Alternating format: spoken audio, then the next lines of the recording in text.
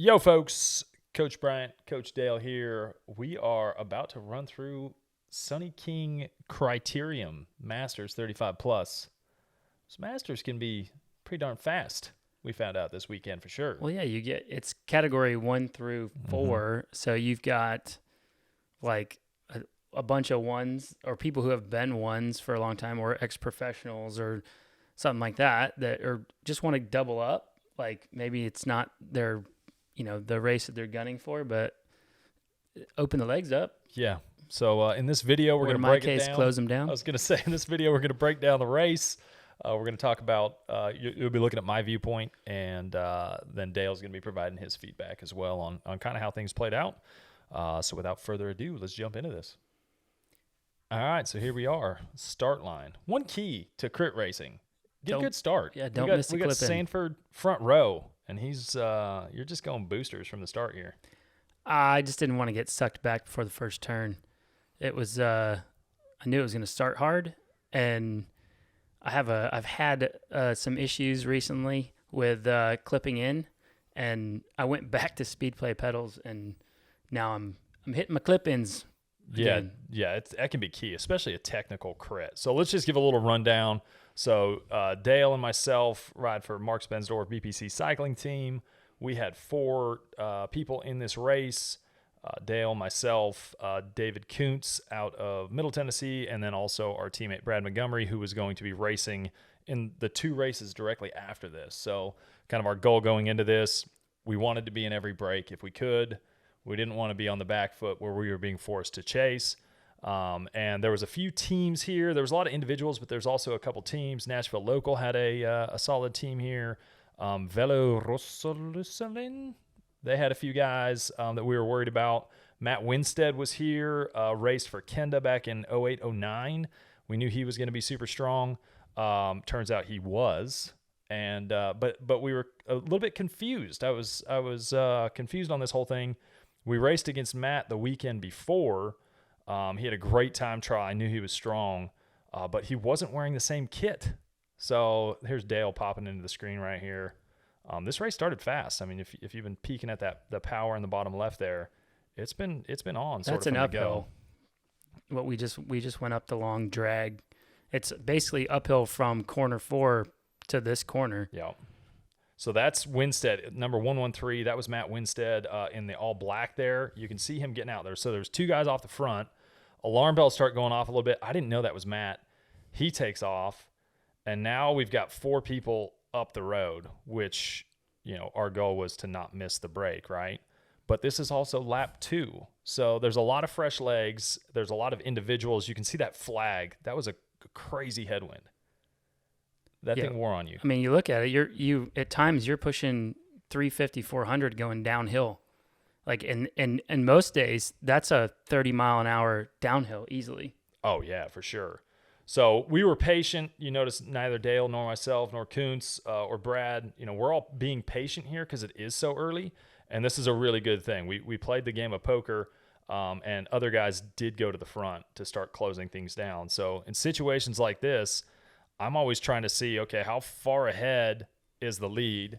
How big are the gaps between any other people that are trying to go across, and how hard are the people chasing that are in the group that I'm in? And you can see coming out of that corner, 700 plus up this hill, 29 miles an hour uphill. Now, granted, we had a tailwind through here. There's some guys that we had just caught. So they're pushing hard up this climb, and I'm assuming it's all going to come back together right now. Yeah, there was also a couple people that wasn't in that first group that we know are they like breakaways, and if they're not in it, they'll try to get to it at some point. So at some point in this race, with them not being in it, there was going to be an attempt, and I think we initially in our pre-race chats, we were talking about marking a few people, just because at some point they were going to try to go across if they didn't make the initial move. Yeah, exactly. And Nashville Local was not in that initial break, so it's like, okay, I knew they had some strong guys there. Richard Keller, he's always a really strong contender in a field like this. Matthew Baxter, another guy. So here we are. We're on the downhill section. Being in the draft is huge here. You're saving a ton of energy. There's people showing that they're still willing to really attack, try to go across, chase. You got some of these individual riders that are more than happy to kind of move up. So I'm feeling optimistic because I'm feeling that it's hard, and I'm also seeing that it's now a solo guy, or I think he's solo at the point. There might be one other guy trying to get across to him. But everything's still close. The whole time I'm like kind of counting off seconds. Each time he's going out of corner 4, it's like each time he was kind of hovering at 10 seconds. So I'm like, okay, let's see what happens on this uphill section.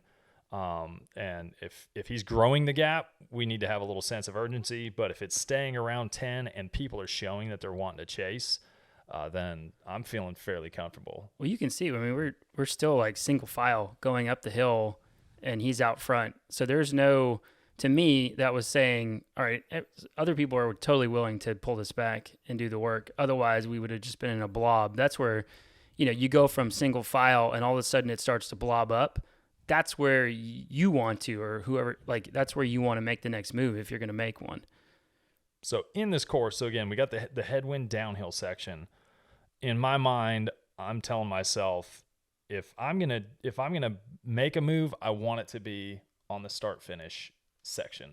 That tailwind section, it's uphill. The draft is gonna be minimal for someone behind me. I'm not wanting to make it on this downhill section where all a person needs to do is get on the wheel and they're getting a big benefit to it. So tactically, you want to be thinking about, when are you going to attack? If you need to attack, when are you going to do that? What part of the course is going to allow that? Where can you move up the best? Where can you catch people by surprise? So I knew I was wanting to go start finish, although it wasn't going to be like, that's not a big surprise point. Like, I think everyone in the race wanted to go hard there, as you can kind of tell each time we're coming out of this corner. Although it's starting to, if you're peeking at the wattage there, I mean, the chase is not quite as on as it was. We're still strung out, but it's not like that big 800, 900,000 watt spike coming out of the corner. You got people that are starting to move up through the home stretch. So that tells you the effort's kind of coming down just a little bit. So again, you got to have kind of the alarm bells start to increase a little bit here if that gap starts going out even wider than it is. Yeah, I mean, there was some attempts to make more moves, and it tended to be kind of near right after the start finish into turn 1, where it seemed like everybody because this headwind section again was just so easy to get a draft if you were close. Otherwise, you had to work really, really hard to catch the wheel going downhill into a headwind. And then you immediately had a short break on the between turn 3 and 4, and then you're smashing it up the hill again. So really, realistically, in these conditions, the best place to get away was right after start finish going into that turn 1. And you can see the pavement going into turn 3 is not great. It is not. So it made for a few sketchy times around that corner 3. Yeah. So the race has pretty much stayed, strung out. That downhill was a little bit easier than the previous laps, but we're strung out here. We've had a new guy go to the front. You can see an attack going. So this is good news in my mind. Like, perfect. If this person's attacking, that means we don't have to do it. You can see over 1,000 watts there. I mean, this was a hard acceleration that the guy on the front did there, which was very helpful and beneficial to us. It meant that we could kind of get a feel for, is there a counter that's going to go over the top of this? Is he going to close it all the way down? So he's the guy on the front right now. I'm not sure who he is, but he's playing a pretty big card right there. But you can see everyone, there's still a lot of people that stayed with that. It's super early to do that if you're not pretty confident that you're, breakaway ready or you want to roll solo. I mean, a couple of races people got off solo and stayed, but not many. I mean, it was you have to have on this course for breakaway to survive. You had to have a few people to work together. Yeah. It was a tough course for sure. Just that headwind that was ripping. Like, later in the day, that headwind or the wind fell off some, and it made it a little bit easier. You got a little bit of recovery. So we had that hard attack that the guy just did not bring the breakaway guy back. Matt Winstead's still out there. He was a danger man. I didn't realize it was him. You didn't realize it was him. But that was a hard move, and he's still out there, and he's still kind of holding that gap. Now, this guy, before corner 4, he was racing aggressive from the start. So this was kind of a good sign as well. He's hitting it again. And now this is going to be 2 laps in a row where we're really gassing it out of this corner in order to try to get across. And this is where you start to get worried. So, at the start of a race, we always say everyone's got at least one match, right? So I don't want to use my match. I don't want to use my hard acceleration while other people are fresh, because everyone's got one to burn. So I'm always thinking how big are the other people's match books? How many hard accelerations can they do? How many repeated accelerations can they do? And I'm kind of weighing that before I want to put in my big dig. And so this has been 2 in a row where I know I was burning a match. I know everyone else was likely burning a match also. And again, we still haven't caught Matt. You can see him there in the distance. He's kind of down by the flag right now. So clearly he's rolling. Yeah, I mean, he had a really solid gap for a while. And, when you have that situation, there's being a team in the race, you're kind of like, okay, do we need to, go to start to pull that back, or let's just be, I think we all kind of figured it out. We should just be patient here. He's trying to get a rotation going to pull this back. But we figured if we were patient, people wouldn't like it being that gap growing out. And then once we got close enough and everyone else had kind of done the work, then one of our teammates, could jump across to it. Yeah, as soon as I saw people sitting up on that downstretch and this guy trying to get a rotation going, I was like, nope, I do not want. Clearly people are tired. Like, if that guy was strong, like if he was feeling good, I felt as though he should have attacked. And the 2 guys that had been doing most of the chasing were the ones that were sitting up on that downhill. And so if we were going to get into a situation where we were all going to have to do work, I didn't feel as though that was going to benefit us too much. Everyone's going to be getting drafts, and the pace had been hard. Like, there'd been those 2 accelerations in a row up the hill. So I knew the odds of a big group going across were probably going to be minimal. And so that's where I decided to kind of test it there. Like, as soon as I felt the group was was not wanting to chase anymore, was not wanting to attack, was not wanting to really commit, then that's when I wanted to test the field and kind of see if I could get across to Matt. The fact that we didn't close him down on those previous 2 meant that he was a big-time danger guy of staying out there. Because if he could stay out, for another 5-10 laps without the group chasing him, and you knew people were going to be sitting on, like rotating through, people are going to sit on. So now you're overworking if you're committing your team to it. So I put in that big dig. It was about a minute effort, I think, when I went back and looked at it. To get across to him.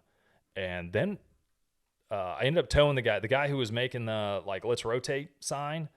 He ended up following me, and I wish we had a rear cam. It was one of those things on the after corner 4 on that last lap. I knew he was on my wheel, and I knew no one else was there. And so in my mind, I never want to drag someone all the way across to a breakaway. And so I was trying to determine, it was pretty close to Matt, and he'd shown he was super strong. And so I was trying to determine, do I play the game? I know I could close this down, but do I play the tactic of I'm not going to close the whole thing. I'm going to make this guy do some of the work to close the rest of the gap. I almost considered doing that, but my worry was my legs were feeling it. Well, he was already if I peel off and this guy doesn't come through, now I lose another 2-3 seconds that I have to close down to Matt. Yeah, and the fact that he was the one at the front trying to get a rotation going kind of signals that he's already tired. Or, I mean, I guess he could just be playing the game and trying to not do the work to pull this back. But my guess is, usually if you're feeling pretty good, you're not going to necessarily ask everyone else to start doing the work for you. Especially since he didn't have teammates. So, if he had teammates, it'd be one thing. But the fact that he was solo, I felt like that it would have benefited him the most. If he thought others just didn't have it and he was feeling good, that he would have essentially done the move I did. Turns out he was strong. He made the move, and I actually lucked out quite a bit here. Matt, you could see he's already pulled a whole lap. Yeah, I guess my question, seeing this happening now is after that bridge after bridging up to him, about how long did it take you to feel like you could work after that? I mean, I could have taken a pull there, but I would not have wanted to. Like, I was still feeling pretty much red line on this uphill. Eventually, you'll see if you're peaking at power, you'll see the power starts going up on this home stretch section. But I was pretty red line for that whole lap. So I fortunately, he didn't even ask anyone to come through. And he said he was actually pretty confused at like everything that was going on when I was chatting with him afterwards. Because like some people had been dropped, there was different. There was groups already on the lap road. riders Like, there was after already a few laps. Exactly. He's like, I was just wanting to keep my head down and like let the dust settle and kind of see where everything was at. So what I was doing here is I was still pretty much, feeling the effort. That's where I almost got taken out by the the whatever that ribbon. You could see I took a pretty short effort. So I pulled from kind of the end of the home stretch. So I pulled through corner 1. You get a little breather there. I pulled into corner 2, little breather there, and then just a short stretch. And I was like, I don't want to be stuck pulling this headwind. Well, you don't want to be the one doing the most work. And and Broski there in the blue just got a free ride across, and he's been sitting on for a couple laps. So definitely need to make him try to work. Yeah, definitely. But Matt seems content to putting the hammer down. Yeah, and I could tell he had, I mean, trying to draft off him. I mean, he had some solid power going here. So in my mind, like at this point, I'm looking back, we've got a good gap. I now know that this was Winstead. He was one of the danger guys to start with. So I'm like, okay, I've got my team back there. I know you guys are going to be shutting down any moves that are trying to happen. So my thought is I got to ride this break as smart as I can. Look at that, over 500 on his wheel through the start. Yeah, he's hammering it. So in my mind, I'm like, I've got to make sure I'm putting myself and my team in a position to win from this breakaway. I'm not going to work myself out of the break or work myself into a third place. Like our goal is to win when we go into races. So I'm like trying to figure out how best can I do that? How can I do the least amount of work in this group? So Matt takes that big pull all the way through corner 2, and then I want you to kind of weigh in on what's happening behind us here, and then we can kind of fast forward towards the end.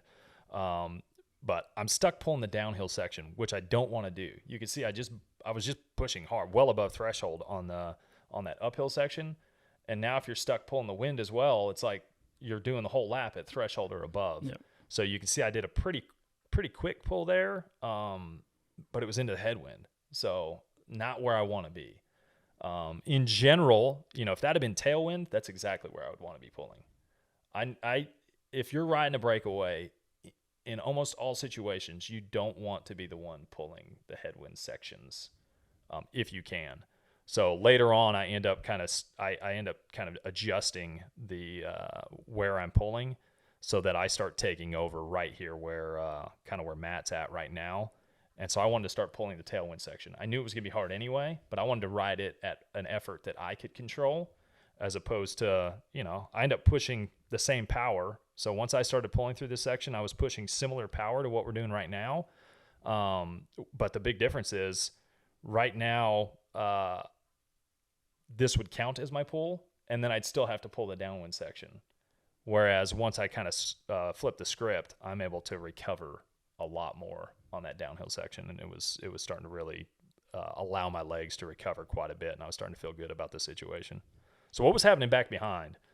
We could talk about that briefly, and then we don't need to keep watching. Yeah, I mean, we were obviously content with you getting in the break and had confidence that you get across, and then we know you got across. So it just turned into following moves and shutting down anybody trying to get across. Now there were a couple of moves that got out and got a decent gap, and it was just a matter of wrong positioning at the wrong time, and they just got away. But for the most part, Richard Keller and myself kind of were on the front, like just pulling things back gradually. I mean, I had to go after a few, maybe 3-4 hard attacks, and I got on a couple of them, and they looked back, and I just shook my head, nope, and they dropped their head, and we got sucked back up by the group. But for the most part, like later in the break, it went from like hard attacks to like people trying to just roll off the front. And all of those were brought back pretty easily with just riding tempo on the front and just being smooth through the turns. That was one of the best parts about being in the group behind was everyone was it kind of weeded out the people who couldn't handle the bike. And so we were literally pedaling through every turn and never braking.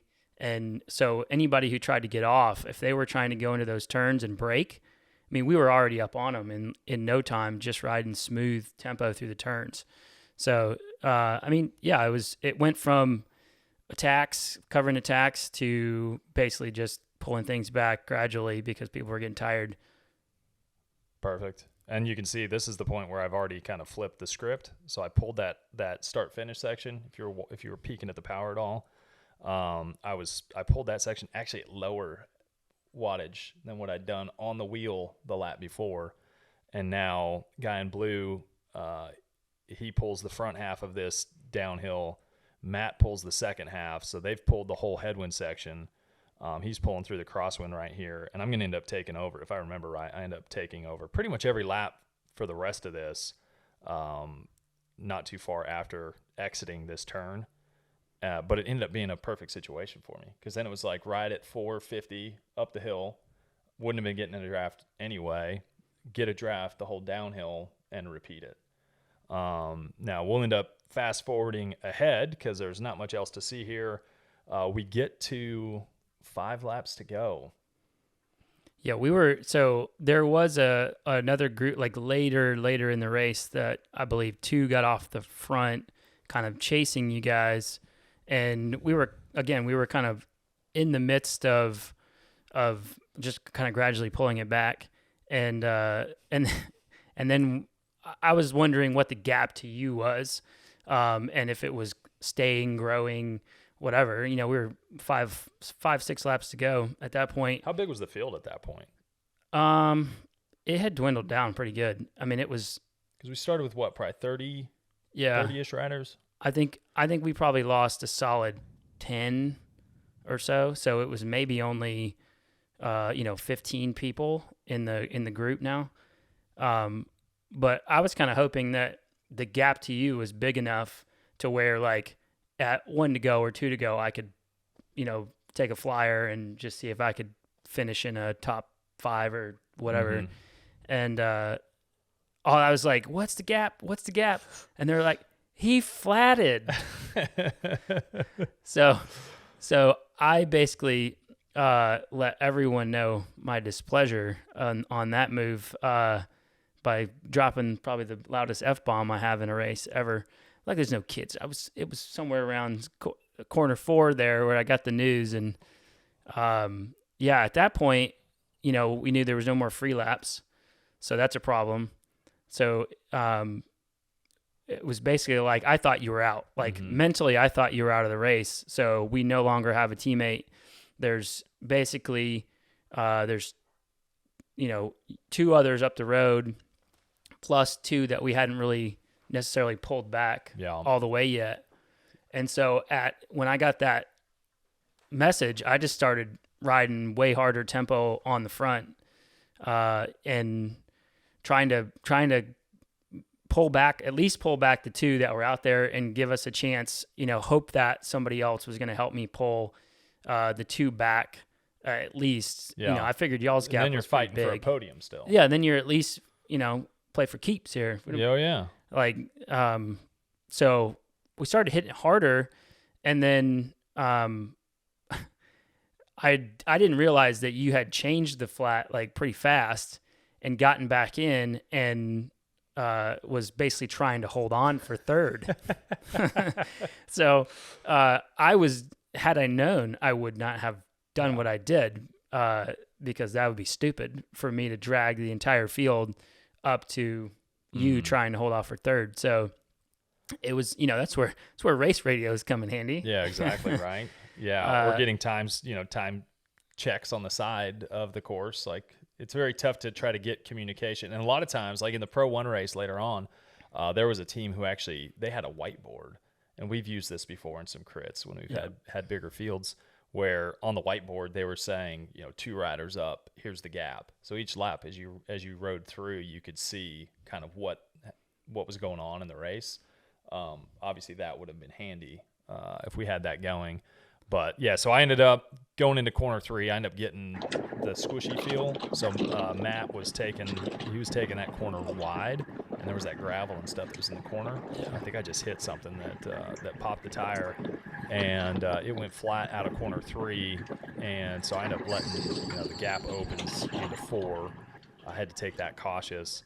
So I was like, I just got to I was really hoping, I wasn't totally sure how many laps we had left, but I was hoping we were at like 9, because at 8 to go, for those that aren't familiar with crit racing, there's free laps. So if you have a mechanical that's related to the race and the course, not because you didn't take care of your bike, but through the course of racing, something happens, you're allowed to get a free lap. So I roll up there, the official tells me, nope, laps are done. And, I mean, you can hear the audio where it's, I want to know if I can at least get a free wheel and get a wheel. And left speed. 149. 249 or 149?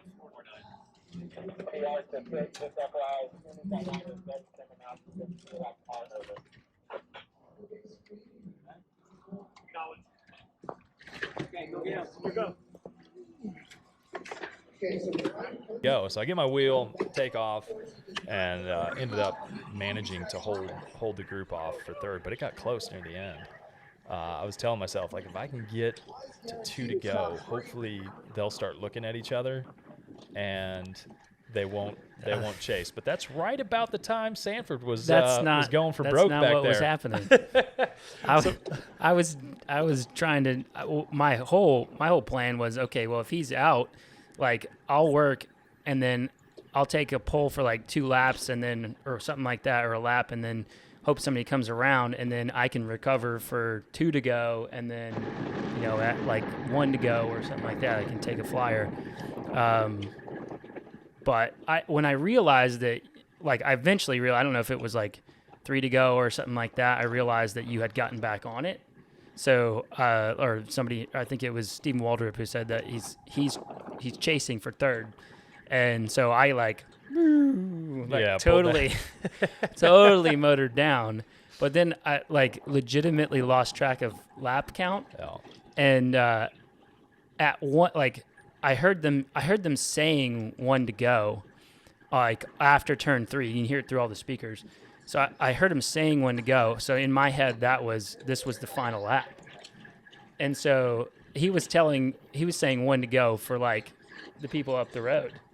And so I at 1 to go up the hill, I went for broke.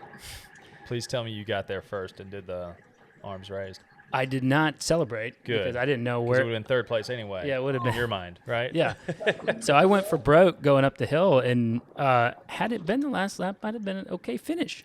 But it wasn't. And so, people just started coming around me. I'm like, what's going on? And then they were like, 1 to go. They're still saying 1 to go. I'm like, oh, shit. Well, bummer. Yeah. So I just kind of fade to black at that point. But what's funny is that happens more often than people would think. So if you're a beginner, like, one thing you can do, there's always lap cards that they usually have at the start finish, and you won't see those typically until it's within the 8 to go or 6 to go or whatever the race is doing. In this case, they had a counter, so they had like a digital counter, which you could not see. But it was, by the way. You're going by, and it's kind of tough to see. And if you're that was the hard section, like that was the fast section of the course. And so you're wanting to not cross wheels. You're worried about your competitors around you. So peeking over to the left to see how many laps are left. That's, it's something that not many people do. I was going cross-eyed at that point too. So wouldn't have mattered. Wouldn't have mattered. I mean, it was pretty fast at that point, for the group behind. I think a lot of people had no clue what was going on because during the race we dropped a lot of people and we ended up lapping them. So, but they would sit in, and then the group would get bigger and smaller, but maybe 10% of the people in the group were lap riders. Mm-hmm. So it was like I don't know who's here to Who do am I work. actually sprinting against? Yeah. And who am I actually racing against at this point? Yeah.